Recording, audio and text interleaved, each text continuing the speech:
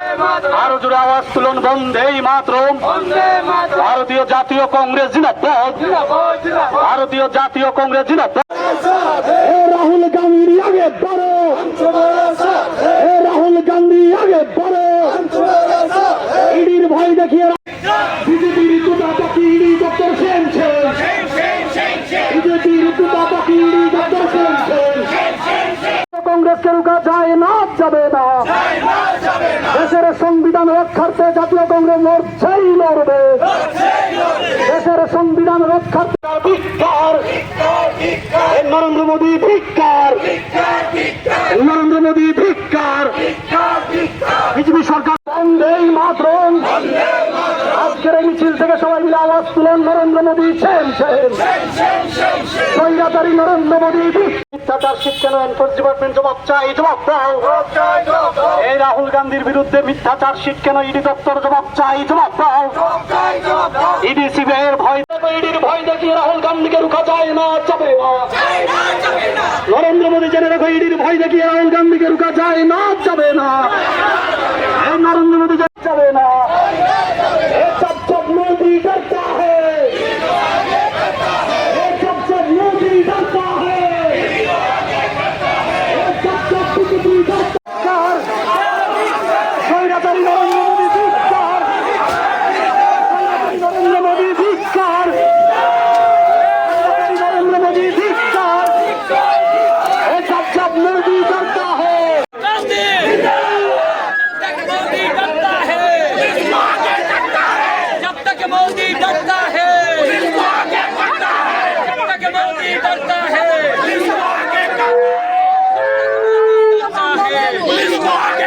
मोदी तेरा तानाशाही नहीं चलेगा, मोदी तेरा तानाशाही नहीं चलेगा, मोदी तेरा तानाशाही नहीं चलेगा। इंडिया राहुल गांधी के रुका जाए ना। जब मोदी डरता है, जब बीजेपी डरता है, जब अमित शाह डरता है, जब अमित शाह डरता है, जब बीजेपी डरता है, जब बीजेपी डरता है।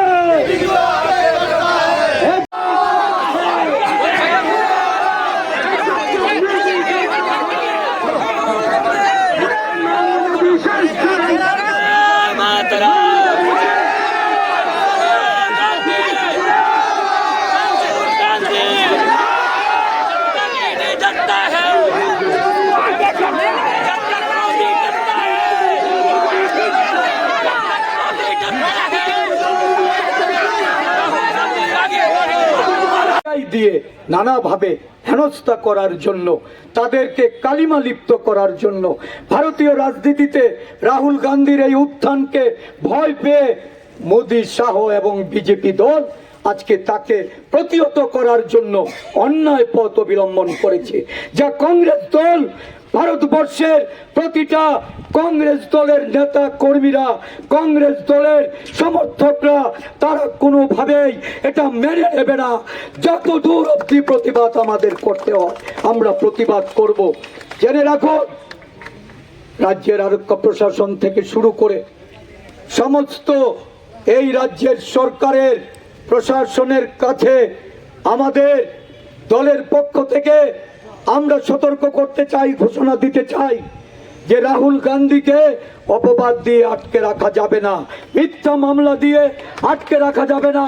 কংগ্রেস কর্মীদের কোনো অবস্থাতেই আরক্ষা প্রশাসনের রক্তচক্ষু দেখিয়ে আটকে রাখা যাবে না।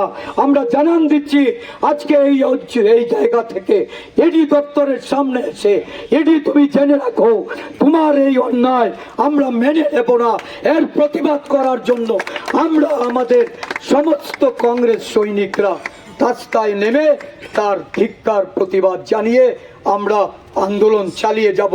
এই আন্দোলনকে কোনোভাবেই থামানো যাবে না।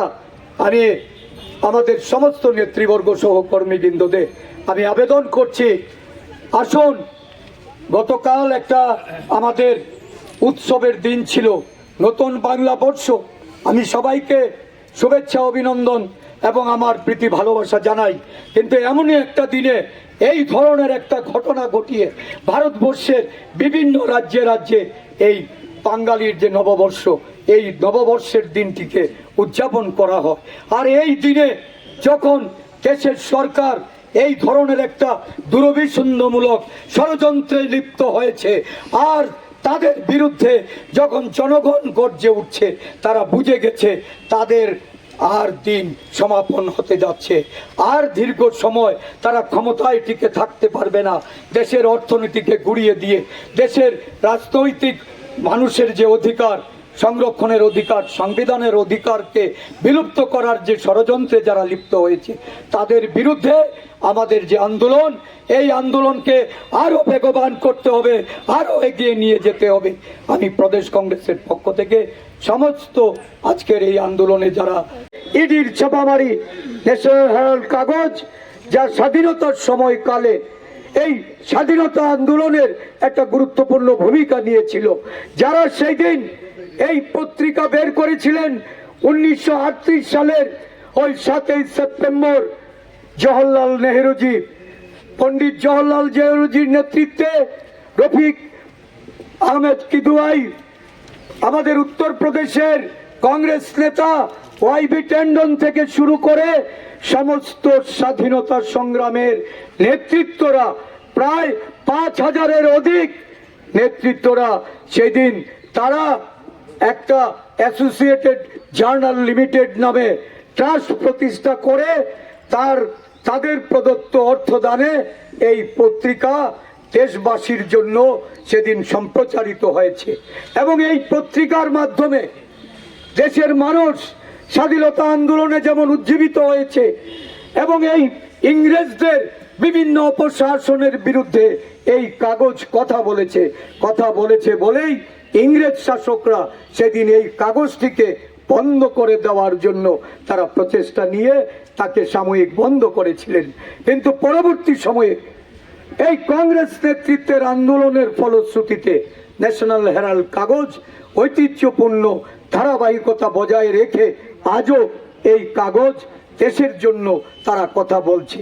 ভারতবর্ষের গদি মিডিয়ার একটা বড় অংশ যখন এই দেশের অপশাসক নরেন্দ্র মোদীর শাসন ব্যবস্থায় তারা যখন সেখানে অবনত হয়ে গেছে, তারা যখন সরকারের বিরুদ্ধে সত্য তথ্য প্রকাশ করে না, বিরোধীদের তাদের যে বক্তব্য, এই বক্তব্য যখন উঠে আসে না, যারা দেশের জাতির জনক গান্ধীজিকে ভুলতে বসেছে, গান্ধীজির জায়গায় নতুন গান্ধী আন্না হাজারেকে প্রতিষ্ঠিত করার জন্য লড়াই করছে, তখন এই ন্যাশনাল হেরাল্ড দেশের ঐতিহ্য, দেশের সংস্কৃতি, দেশের ধারাবাহিকতা, দেশের স্বাধীনতা সংগ্রামীদের তাদেরকে জনগণের মধ্যে তুলে ধরার জন্য প্রয়াস নিয়েছে।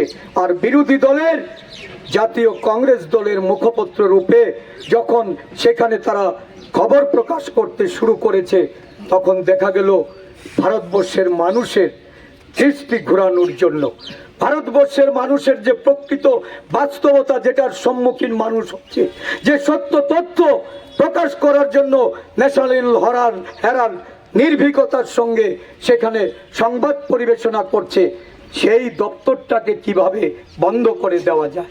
এবং তার সঙ্গে যুক্ত করা হয়েছে, প্রথম তারা ইডিকে দিয়ে ছাপামারি করেছে, তার অর্থনৈতিক প্রকৃত তথ্য খুঁজে বের করে যখন দেখেছে যে এর মধ্যে থেকে কিছুই পাওয়া যাচ্ছে না, তখন ক্রিমিনাল স্যুট করে এই পত্রিকার বিরুদ্ধে আমাদের জাতীয় নেতৃত্ব সোনিয়া গান্ধীজি, রাহুল গান্ধী সহ আরো কংগ্রেস দলের নেতৃত্বকে কিভাবে তারা ষড়যন্ত্রে ফাঁসানো যায় তার জন্য পদক্ষেপ গ্রহণ করেছে। আজকে সারা দেশের বিভিন্ন আদালতে এই রাহুল গান্ধীজিকে, যিনি ওয়াকফ বিল নিয়ে কথা বলেছেন, ওয়াকফ আইনকে বলবৎ করতে না দেওয়ার জন্য সংসদে বিরোধী ভূমিকা পালন করেছেন, সংসদের বাইরে যখন এই ওয়াকফ বিল নিয়ে আন্দোলন সংগঠিত হচ্ছে, সেই আন্দোলনের প্রতি পূর্ণ সমর্থন জ্ঞাপন করছেন। মুসলিম জনসংখ্যার যারা মানুষ, তারা যখন এই আন্দোলনে তীব্র প্রতিবাদে রাস্তায় নেমে আন্দোলন সংগঠিত করছে। রাহুল গান্ধী তাদের পাশে থেকে এই বিল প্রত্যাহারের জন্য উনি সমর্থন জুগিয়ে চলেছেন, জাতীয় কংগ্রেস সমর্থন জুগিয়ে চলেছেন। রাহুল গান্ধী দেশের বর্তমান অর্থনৈতিক যে অবস্থা, একটা সংকটাপন্ন অবস্থা, এই সংকটপন্ন অবস্থায় দেশের অর্থনীতি নিয়ে উনি যখন এই সরকারের বিরুদ্ধাচরণ করে, এই সরকারের ভ্রান্ত নীতির সংসদের ভিতরে সমালোচনা করেছেন, সংসদের বাইরে যখন জাতীয় কংগ্রেস আন্দোলনে সারা দেশব্যাপী জাগরণ তৈরি করেছে, তখন ভারতবর্ষের জননায়ক আমাদের সংসদের বিরোধী নেতা রাহুল গান্ধীজির বিরুদ্ধে ওই বিভিন্ন কোর্টগুলিতে মামলা করা হচ্ছে, জেলা দায়রা জজে মামলা করা হচ্ছে, বিভিন্ন জায়গায়।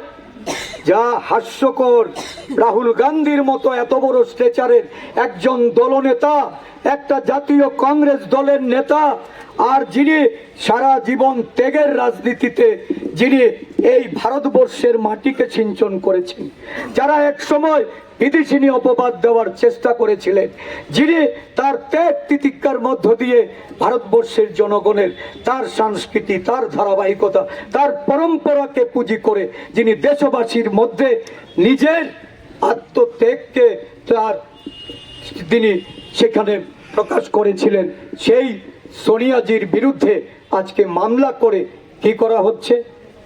রাহুল গান্ধীজি মামলায় ভয় পায় না, কিন্তু রাহুল গান্ধীজি সামাজিক কাজকর্মটাকে, সোনিয়া গান্ধীজি স্বাভাবিক যে কাজকর্মটা, রাজনৈতিক কর্মসূচিটাকে বাধা দেওয়ার জন্য এই বিজেপি দল এবং তার সরকার মোদি শাহ क्या क्या जस्टिस जस्टिस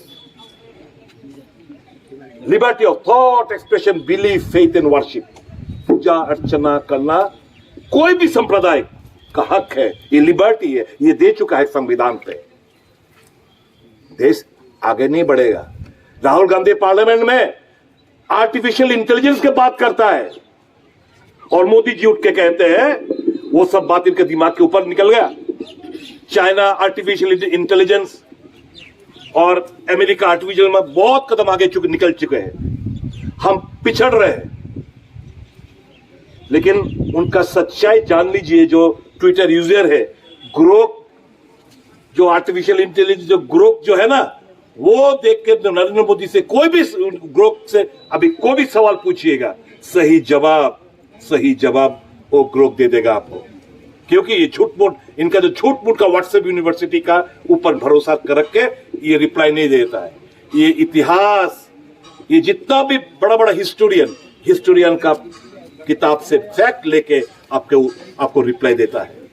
तो मेरा दरखास्त ये है, हम लोग टूटने वाले में खिलाड़ी में नहीं है। हम भरोसा रखते हैं संविधान पर, हम भरोसा रखते हैं आम जनता पर, हम भरोसा रखते हैं पुलिस जवान पर, हम भरोसा रखते हैं किसान पर, मजदूर पर। ये सब मिलकर देश को हम आगे ले जाएंगे और ये संभव सिर्फ जब कांग्रेस के हाथ में सत्ता आएगा तब ये संभव है। बहुत बहुत धन्यवाद आप सभी को। एसोसिएट जर्नल लिमिटेड मतलब जो नेशनल हेराल्ड चलाते हैं वो क्या है?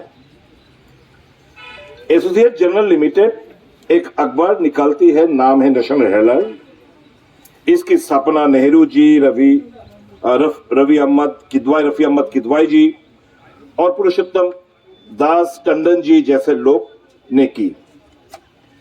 नेशनल हेराल्ड स्वतंत्रता संग्राम की आवाज थी। जब अधिकांश अखबार अंग्रेजों की बातें छपते थे, नेशनल हेराल्ड के ब्रिटिश हुकूमत ने बैन भी किया था। एजीएल मतलब एसोसिएट जर्नल लिमिटेड पर बहुत कर्ज चढ़ गया, इसलिए कांग्रेस पार्टी ने 2002 से 11 के बीच 100 बैंक ट्रांजैक्शन चेक के माध्यम से उसे 90 करोड़ का लोन दिया। ये loan VRS, gratuity, provident fund, tax, बिजली बिल अदा करने के काम आया। अब जिसके पर आरोप ये यंग इंडिया कंपनी क्यों बनी, जिसका शेयर होल्डर सोनिया जी, राहुल जी वगैरह जुड़े हैं। एजीएल के ऊपर ऋण इतना था कि ऑपरेशन रुक गए थे, इसलिए एजीएल के ऋण डेट को इक्विटी में, ये पे समझिएगा, ये जो ऋण नेशनल हेराल्ड का था उसको इक्विटी में बदल करके एक नई कंपनी यंग इंडिया में ट्रांसफर कर दिया गया। ये आम बात है, सरकार ने खुद, ये बीजेपी सरकार ने खुद एनसीएलटी में तमाम कंपनियों की डेट को इक्विटी में बदल दिया। ये जो यंग इंडिया, ये प्रॉफिट का कोई कंपनी नहीं है, ये पुराना सेक्शन 25 नया सेक्शन 8 के माध्यम से गठित किया गया है। Young India section 25 that is not for profit company है, जिसमें एक भी पैसा का मुनाफा, डिविडेंड, सैलरी वगैरह शेयर होल्डर को नहीं मिल सकता। मतलब शेयर होल्डर कौन है? राहुल जी, सोनिया जी वगैरह, एक फुटी कौड़ी नहीं ले सकता। ये यंग इंडिया के 4 शेयर होल्डर थे, सोनिया जी, राहुल जी, ऑस्कर फर्नांडिस, मोतीलाल वोरा।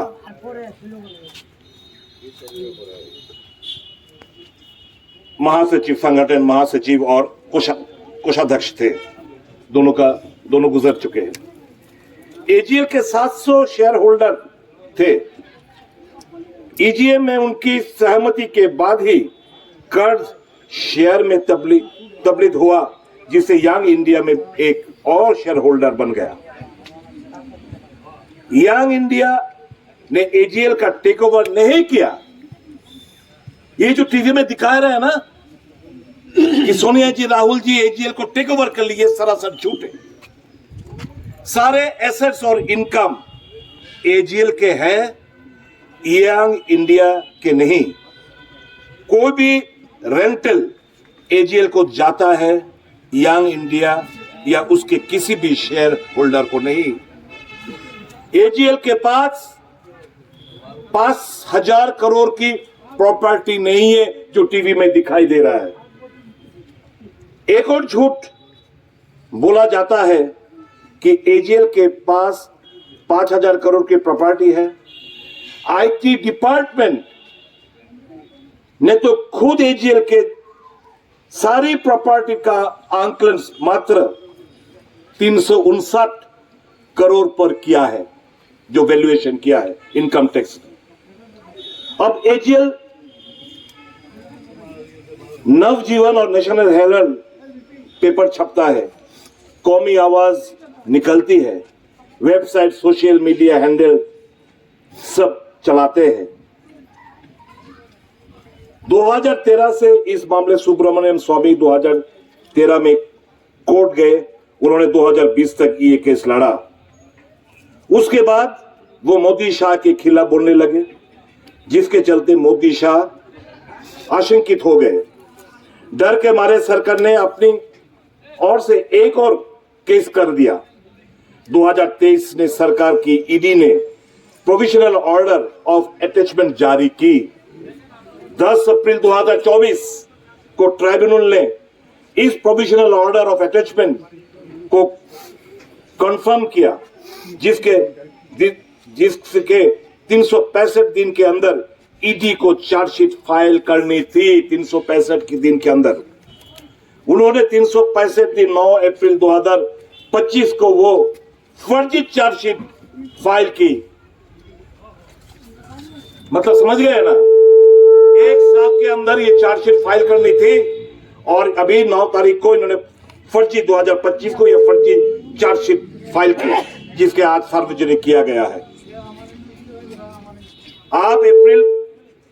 आप 11 साल से सत्ता में हैं, आपके पास कोई साक्ष्य नहीं, सबूत कुछ भी नहीं, वरना आप 365वें दिन का इंतजार करने का मजबूत नहीं होते। ये सरकार की बौखलाहट है।